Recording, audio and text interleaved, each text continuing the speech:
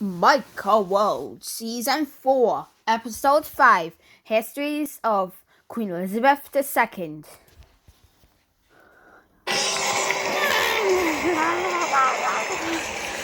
This summer, Britons have been celebrating 50 years of Elizabeth II's reign. Like kings and queens before her, this queen has understood that public display, being seen, is crucial to the survival of the monarchy. But although year after year she strikes just the right note, there are times when she gets it spectacularly wrong. Only 5 years ago, the royal response to the death of Princess Diana was badly mishandled. The Queen appeared unable to share in the nation's grief. At no time had she looked more vulnerable. How the monarchy else you itself care? appeared out of touch. Under siege from snapping cameras and the tabloid press, Elizabeth II has faced a challenge quite unlike any of her predecessors. And it's this: in an age of relative peace and prosperity, greater social equality, and enormous technological change, how does she avoid becoming simply part of the heritage industry? Can she convince us that she and her successors really matter? Huh?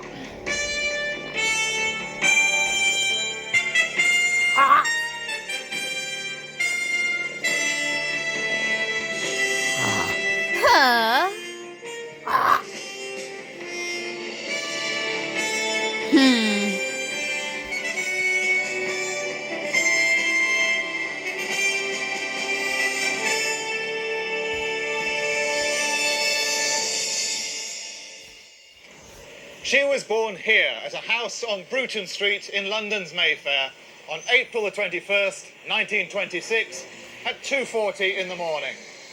Outside, a great crowd milling around, eager to get its first glimpse of the new princess, who would be third in line for the throne. But back then, it was accepted that Britain needed its monarchy. Since then, during Elizabeth's reign, the monarchy's had to fight to justify its existence, to prove that it's still relevant to modern Britain. It was from her aging grandfather, George V, that the 9-year-old Elizabeth took her first lessons in monarchy. Grandpa England, as she called him, knew that monarchs need to show themselves to their people. Henry II had done it, so had Henry V. In fact, it was medieval kings who invented royal pageantry. George V understood that history. World War I had given him every chance to show that the monarch, even if he had little power, could seriously serve as a morale-boosting symbol for his people, and it had made him enormously popular.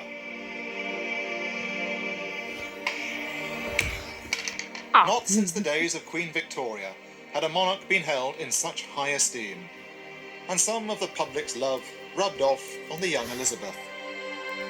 When she was seen riding with the old king in his coach, people said that she was both beautiful and dignified.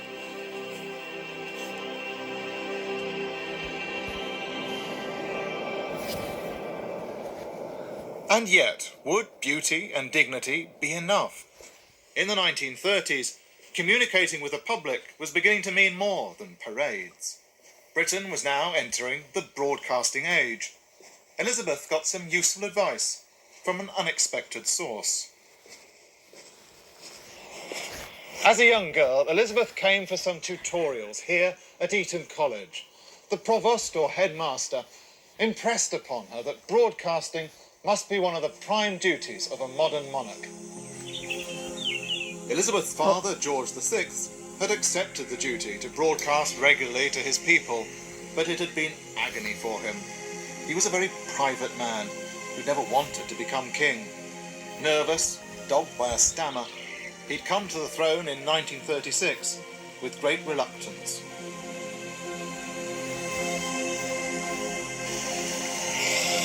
Once again, times of trouble helped the monarchy. The Second World War gave the king a crucial public role to play. Carefully staged managed visits to blitzed areas of London bolstered the nation's fighting spirit and the standing of the king, as did widely circulated pictures of his daughters. Elizabeth, heir to the throne, added grace to any royal appearance. As the war ended, the future queen had to be seen to marry the right person. Ben as The Philip. handsome young Prince of Greece was not the most obvious suitor. He had distinguished himself in the war, but he hadn't gone to Eton. People said there was a hint of the gold digger about him, Yeah. that he was a socialite and a foreigner. Above all, he had progressive ideas. But Elizabeth thought differently. She was in love. Philip was unquestionably blue-blooded, and any... Hold on, guys. I need to take my sleeve down because they're annoying me. Right. There we go. Right, ready. concerns were eventually smoothed over. The public were in favour, as they demonstrated when they lined the route from the palace to Westminster Abbey on the royal wedding day in November 1947. For better, for worse, for richer, for poorer, in sickness and in health, the life tradition to obey. Next, the people expected a royal baby, and they weren't disappointed. Whilst Philip was away, playing squash, Charles was born at Buckingham Palace in 1948. A daughter, Anne, followed in 1950. Married life suited the young princess, but she was troubled by the knowledge that her father's health was failing. He'd contracted lung cancer. Elizabeth now had to learn the job of sovereign. She started to attend parliamentary debates and to read government papers. Then, in 1952, the moment arrived. The royal family had allowed themselves to believe that George VI would get better. It had been decided that Philip and Elizabeth, on behalf of the King and the Queen, should undertake a royal tour to Kenya. The King was well enough to see them off at the airport. Everything seemed fine. In fact, that was the last Elizabeth saw of her father. 1 week later, on the 6th of February, he died in his sleep.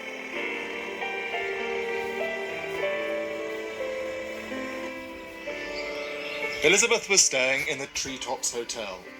As was noted at the time, she became queen while perched in a tree in Africa. Oh, next one. The coronation was planned for June 1953, and the country was eager to see the event. From the beginning, there was a struggle between those who thought broadcasting it would be good for the monarchy and those who didn't. Some palace officials thought that it might stop people coming to London, and that viewing the Queen on television was undignified. They were horrified at the thought that she'd be watched by people who were improperly dressed, in their shirt sleeves, or slurping a mug of coffee.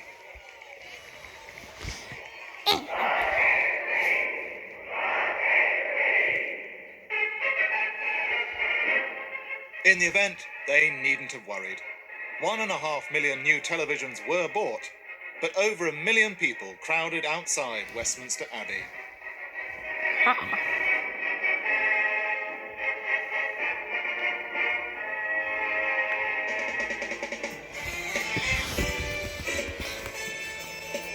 The immense popularity of the coronation was followed by a hugely successful tour of the Commonwealth. Over 5 months, Elizabeth and Philip went from country to country until they ended up in Australia, where it was claimed that 3/4 of the population turned out to see them.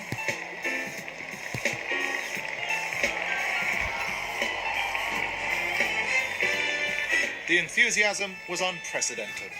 Old soldiers came up to the Queen and said, "Now I know what I fought for."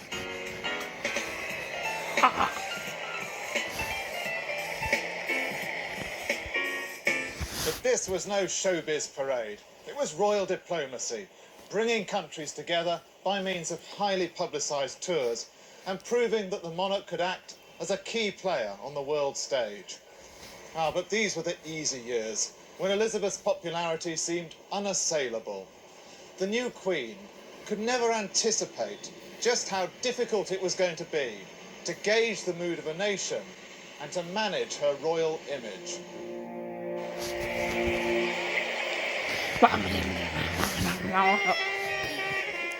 This year, millions turned out for the Queen, much as they did in Australia after the coronation.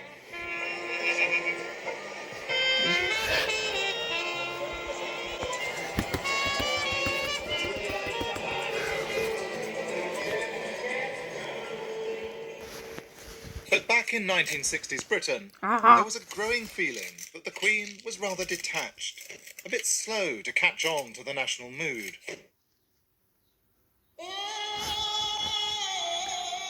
"1966 saw the disaster in Aberfan in South Wales, when a slag heap engulfed the local school and 146 people were killed, 81 of them children.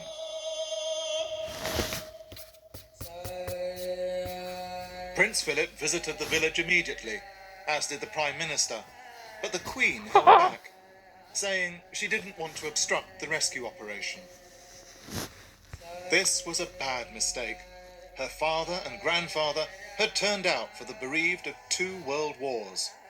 Where was the Queen when her country needed her?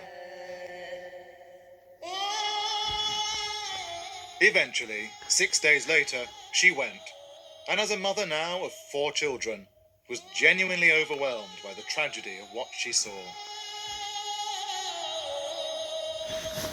Bereaved villagers recalled how sympathetic she was to their plight. Her public image recovered, but only just. Aberfan was a turning point.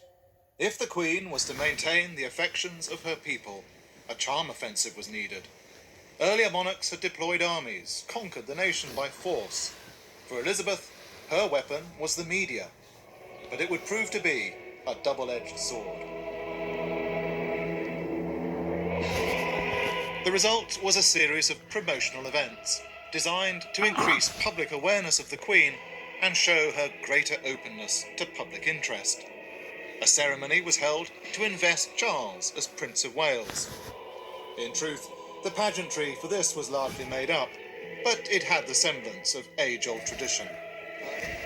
Charles, Prince of Wales, do become your liege man of life and limb.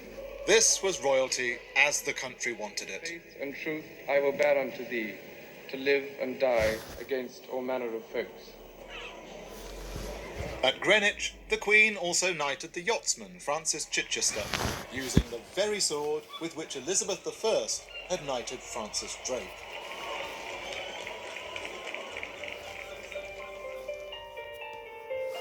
But the key event was Royal Family, a behind-the-scenes documentary broadcast in 1969.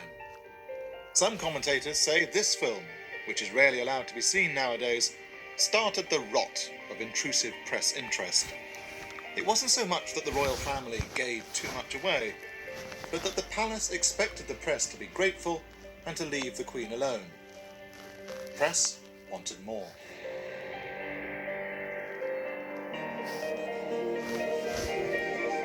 Next, the spotlight fell on the Queen's finances. Royal expenditure has been a thorny problem since William the Conqueror first made Saxon smallholders accountable to the king's purse. In the 20th century, there was a growing feeling that the palace should justify its money. Inflation had hit the royal family, but no one had much sympathy with Prince Philip saying he'd sold a yacht and might have to give up polo. After all, they had private fortunes, and if they wanted public money, they should be seen to be doing a good job. Palace officials were keen to tell us how hard the Queen worked. She has public duties all around the country, they said. She receives 120 letters a day, spends 3 hours reading government documents, and then there are the tours abroad and entertaining visiting heads of state. When it came to some other members of the royal family, however, value for money was less obvious. Princess Margaret came under criticism in the 1970s when she was seen living it up on the island of Mustique. It was said she'd cut her public engagements by half. So the royals were caught in a double bind. They were failing to provide the model of family life the public expected, and there was growing concern about their secret wealth. But in 1977, it was the Queen's Silver Jubilee, and what a great success that was. 4,000 street parties in London alone, which just goes to show how contradictory public opinion could be. People might grumble about the Queen's aloofness. They might complain of royal extravagance and bad behaviour by some of the royals. But give them a chance to participate in the pageantry and to celebrate the reign, they jumped at it. But the Queen would not bask in the glow of unifying the people for long. By the 1980s, the whole approach to royal reporting had become a free-for-all. Lady Diana Spencer became a star overnight, and after her marriage to Prince... Right, next one. Lady Diana Spencer became a star overnight, and after her marriage to Prince Charles, the Queen met with newspaper editors and pleaded for restraint.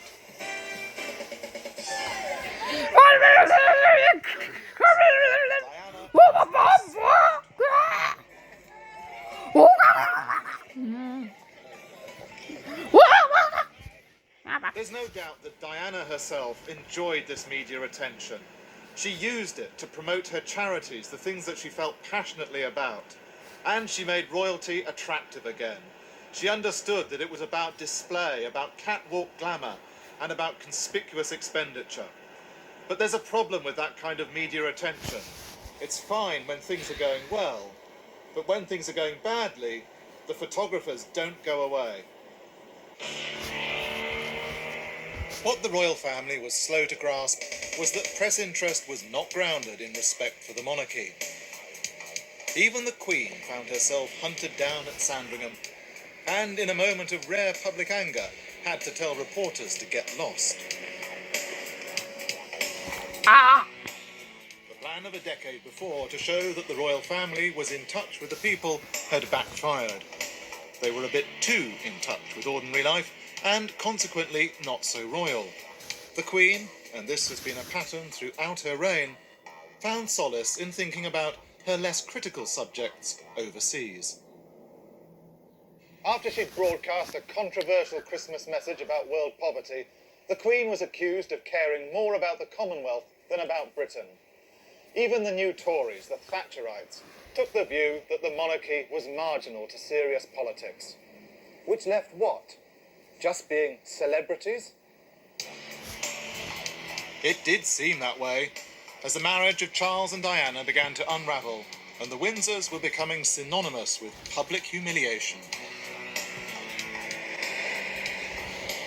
To the royal family, the press must have appeared like some great ravening beast.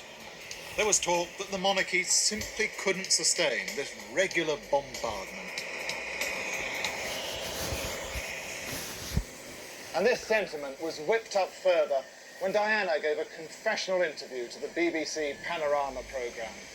The Windsors, she alleged, were cold, unfeeling people. She came across as the sacrificial victim in a heartless marriage.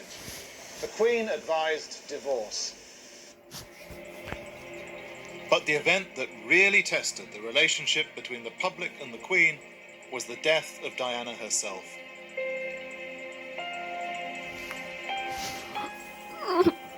The outpouring of grief was universal, spontaneous, and astonishing. Within hours, flowers began to appear at Buckingham Palace and Kensington Palace. The people wanted to mourn their princess. By contrast, the reaction from the Queen up in Scotland was decidedly muted. Prince Charles was busy with practical arrangements. He had the unenviable task of telling the two boys that their mother was dead. he decided to fly to Paris to pick up the body. But from the Queen herself, there was no public appearance. She kept to her usual routine.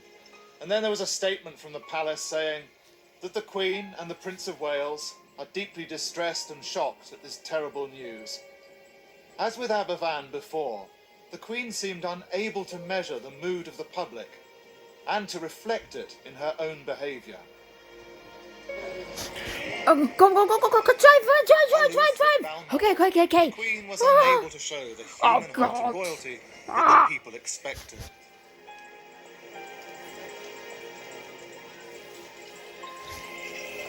The days went by, the flowers piled up. The Daily Express ran a headline, "Show us you care." But the Queen remained silent.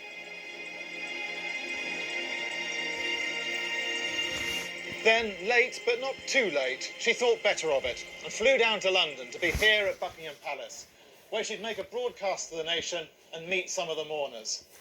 Some palace officials feared she'd left it so long that she might be barracked or even assaulted. But again, they'd misjudged the public mood. A little girl darted forward, gave her a bunch of flowers. The crowd welcomed her. But suddenly, the royal buzzword was lessons. Lessons would have to be learned. Over the next few years, there was an effort to convey the Queen's caring side, to show the public that she was sensitive to the needs of the nation and willing to accept, even enjoy, her role as figurehead. There was, as a result, general sympathy for the Queen when first her sister and then her mother died.